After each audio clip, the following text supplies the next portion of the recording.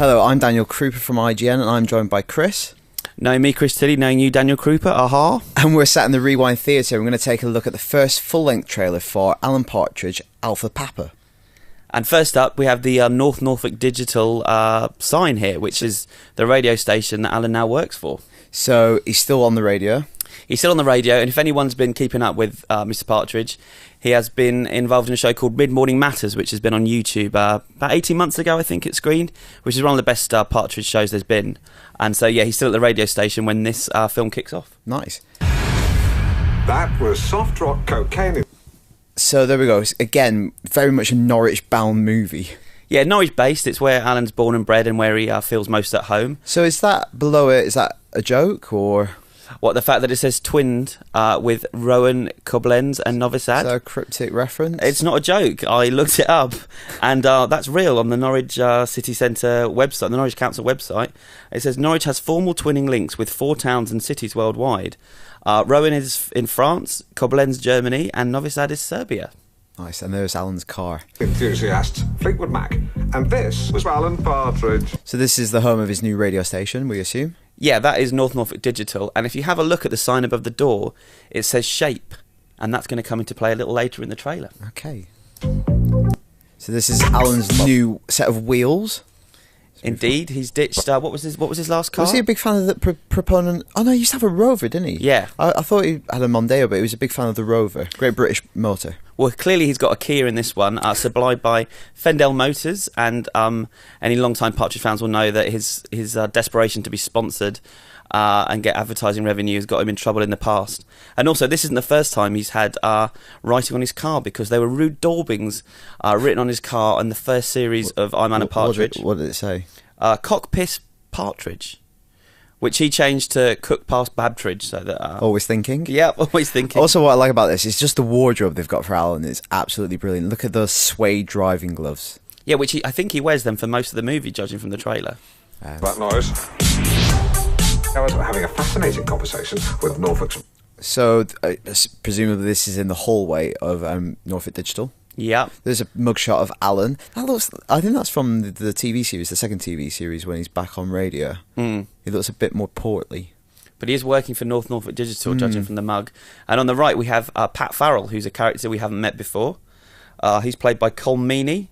You fan of Col Meany, Dan? Yeah, I used to like his work in Next Gen and Deep Space Nine, Star Trek. Indeed. And he's apparently the late night DJ on North Norfolk Digital.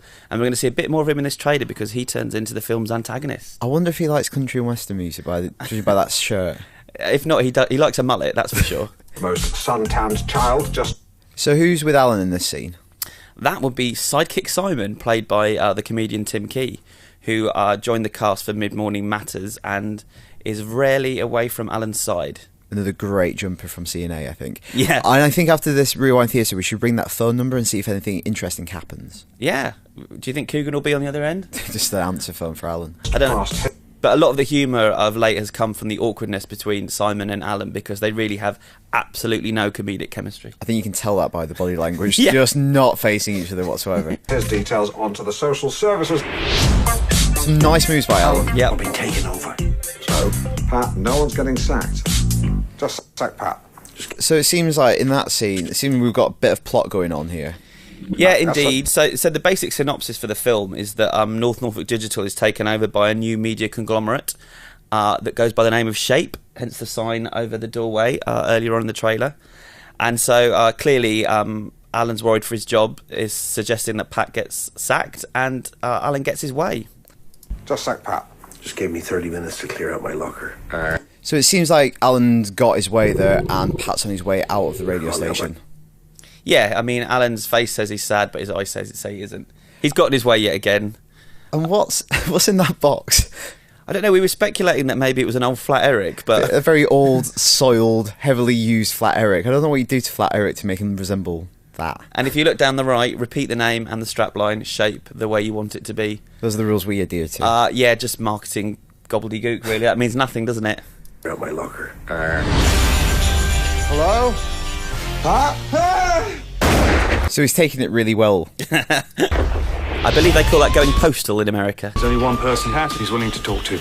So it's all kicking off. The police arrive. He takes the radio station hostage. Well, he takes it. It's under siege, and you can see Alan's expression here that he wanted this to happen. Almost a part of him, all through his life, he wanted that moment to be a hero. Well, we know that Alan's obsessed with James Bond, so I think in this scene, he's realising this could be his James Bond moment.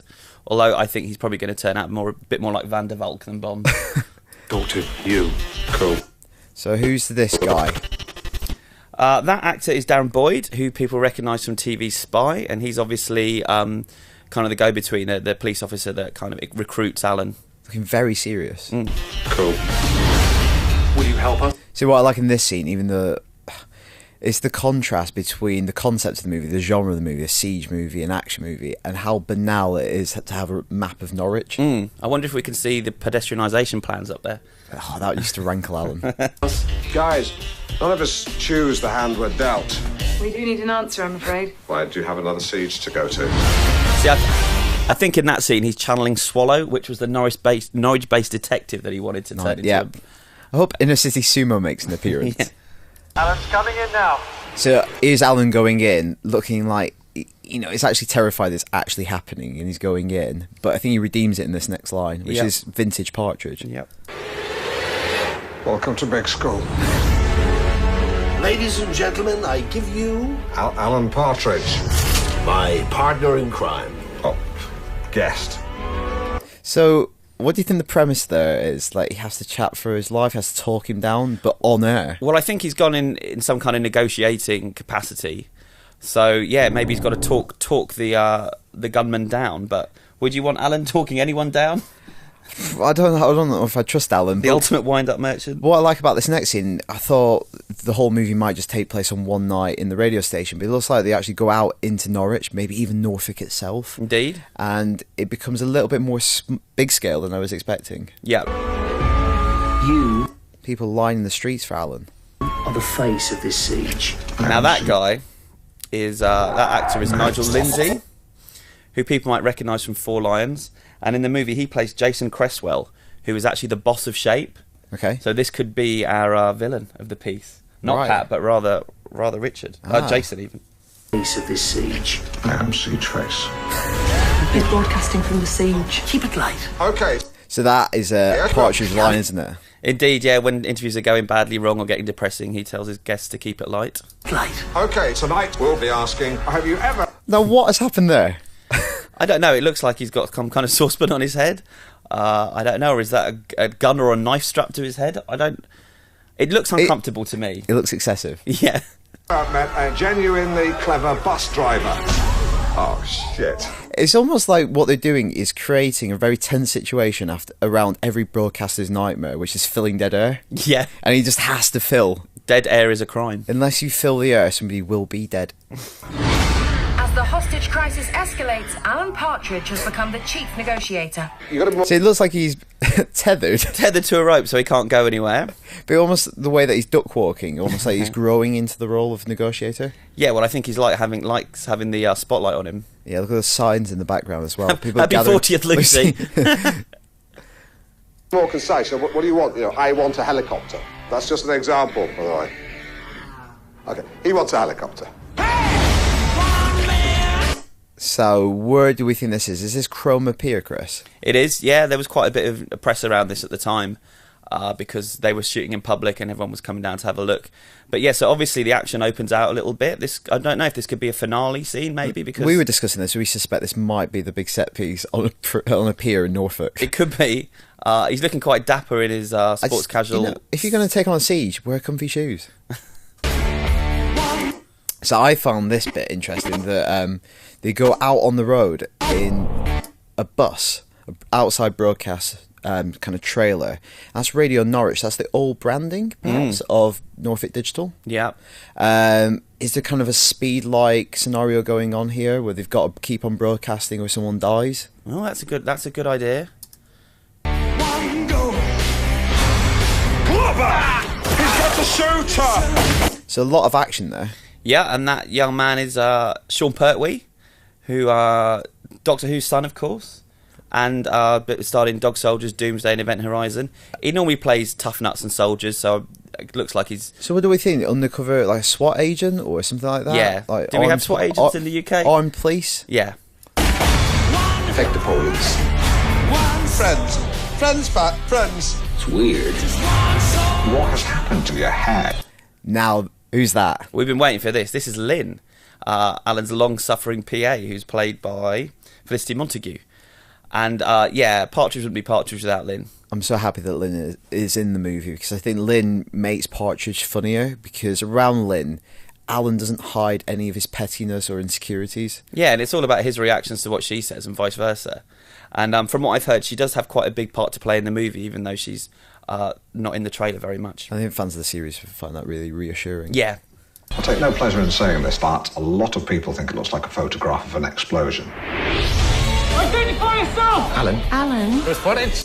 And another familiar face. Indeed, we have Michael, who is Alan's Geordie friend. He worked at the hotel in Series 1. And then Petrol Station in Series 2. Petrol Station Series 2. He's played by Simon Grinnell. It looks like he may be the security guard, I think, at the radio station, judging from his outfit in the background. And, pre-series, Michael was in the army, and he saw terrible things. In the Falklands, I think. Yeah, he saw people die, and it scarred him for life. But his what he's seen has really intrigued Alan all the way through the series. So I'm wondering if he maybe gives Alan some advice. A few tips on how to take people down. Yep. I'd like to see Michael get blood on his hands. Again, I think this ticks another box for fans of the series that Michael and Lynn are both in it. And there's one that's actually not in the trailer, but when I interviewed Coogan the other day, he was saying that Dave Clifton, the alcoholic DJ, appears in the movie, played by Phil Cornwall, and he's off the bottle, apparently. Okay. So good news for fans of Clifton. So they haven't ripped Alan out of the world that he's a part of? No, which I think is a smart thing to do. It'd be too easy to try and take him out of his comfort zone and take him abroad, Or like get a chat show in America. Yeah. Like Jeremy Kyle style. Keep him in Norwich. Alan! I'm Alan Partridge. I've not been off the TV that long. Identify yourself. He's been off the TV for nearly 20 years, I would say. It's quite some time, isn't it? Yeah, he shot Forbes McAllister on his chat show back in '94, and he got one Christmas special after that, but then... kind of faded away, didn't it? Like, yeah, Tony Hayes sacked him. And then he almost came back a couple of times, but never really convinced the BBC to give him a TV show. No. Oh, a bit more action. We should say the director of the movie is Declan Lowney, who's responsible for directing episodes of Father Ted and Little Britain, and also worked with Coogan on Cruise of the Gods, Paul Calf and Alan Partridge on Open Book, so he knows comedy. Nice. Let's go back there. It looks like they're actually bonding. Yeah, could this be a spot of Stockholm syndrome? Maybe kindred spirits. But also I think, who's driving the van? Is it Lynn? Is it Michael? Are they both with them? Clifton even, on the bottle. I should be at home in bed watching... Oh, bit of necking with the lady. Cheeky. Now, we don't recognise her from the TV show or from earlier on in the trailer, so this is a mystery woman. And I like the fact that it's taking place in a disabled loo. Yeah. So I think that's a very quintessential Partridge thing to do, because if you're going to make love in a public lavatory, do it where there's space. Yeah, and there's something to hold on to as And well. support, If you need grip, you need to get purchase. Sensible and adventurous. In bed watching funny videos on YouTube. Have you seen Fat Woman Falls Down Hole? That should be fenced off, really. But, I'm glad it wasn't. And there's the title, Alan Partridge, Alpha Papa. And for those who haven't spotted it, Alpha Papa is military phonetic alphabet for AP. Pretty clever. Very clever. I'm not retreating. Pat's tugging me off.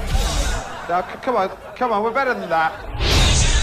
And there's the release date. Yeah, in cinemas August 7th. I'll be there. Will you, Dan? Yeah, I can't wait to see that. Yeah, unmissable. Jurassic Park.